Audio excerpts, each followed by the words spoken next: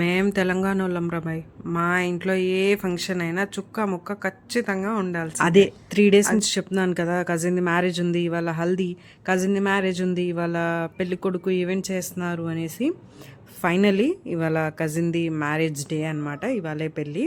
తనే మా కజిన్.